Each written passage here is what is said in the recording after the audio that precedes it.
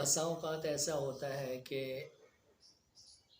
رشتے کے معاملے کے اندر ہر ایک پریشان ہو جاتا ہے۔ اس سے پہلے ویڈیو ہم نے بنائی تھی کہ شادی جب نہ ہو تو اللہ رب العزت نے ہمیں ایک وظیفہ سکھایا ہے، وہ وظیفہ کیا ہے۔ تو بسا اوقات ایسا ہوتا ہے کہ رشتے دو ہی آ جاتے ہیں، تین ہو جاتے ہیں، اور انسان فیصلہ نہیں کر پاتا کہ میں کہاں رشتہ کروں۔ وہ اپنے کسی شیخ سے، کسی استاد سے، اپنے والدین سے، اپنے دوستوں سے مشورہ کرتا ہے۔ یہ مشورہ کرنا بہت ہی درست ہے اور کرنا بھی چاہیے، اس لیے کہ مشورہ کرنے والا کبھی پشیمان نہیں ہوتا۔ سب سے بڑی چیز یہ ہے کہ ہم مشورہ کرنے کے ساتھ ساتھ استخارہ بھی ضرور کریں، جو آج ہماری زندگیوں میں سب سے کمی نظر آتی ہے۔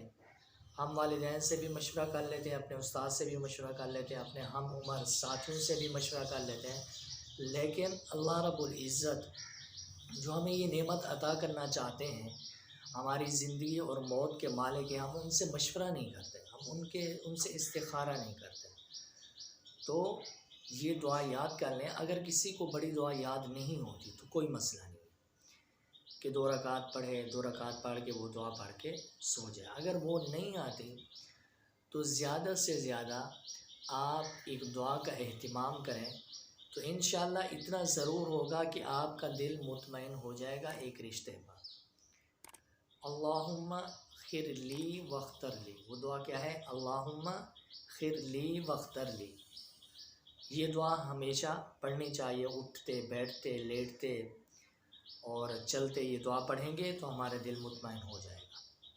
اور اگر کسی کو یہ بھی دعا نہیں آتی تو جب بھی وہ نماز کا اہتمام کرے تو اللہ سے دعا کرے کہ یا اللہ، ان 2 رشتوں میں جو میرے لیے دنیا کے اعتبار سے بھی اور آخرت کے اعتبار سے میرے لیے بہتر ہے، تو اس کے اسباب کو آسان کر دے اور رشتے کے معاملات کو آسان فرما دے۔ اور یا اللہ، جو میرے لیے دنیا اور آخرت کے اعتبار سے، دین کے اعتبار سے میرے لیے بہتر نہیں ہے، تو ایسے رشتے کا سد باب کر دے، اس کے اسباب کو بند کر دے، تو انشاءاللہ آپ کبھی پشیمان نہیں ہوں گے۔ بس کمی اس چیز کی ہے کہ ہم استخارہ سے دور ہو گئے ہیں۔ تو لہٰذا اپنی زندگی کے اندر کوئی بھی کام ہو، کاروبار ہیں، 2 کاروبار کرنے، تو اس کے اندر بھی آپ یہ دعا پڑھ سکتے ہیں۔ 2 نوکریاں ہیں، 2 نوکریاں کرنی ہیں، ان میں سے کس پہ جاؤں، تو اس میں بھی آپ یہ دعا کا اہتمام کر سکتے ہیں۔ اللہ تعالیٰ ہم سب کا حامی و ناصر ہو اور ہمیں ان دعاؤں کا اہتمام کرنے کی توفیق نصیب فرمائے۔ میری باتیں سننے کا بہت شکریہ۔ آپ سب کا محمد ایاز۔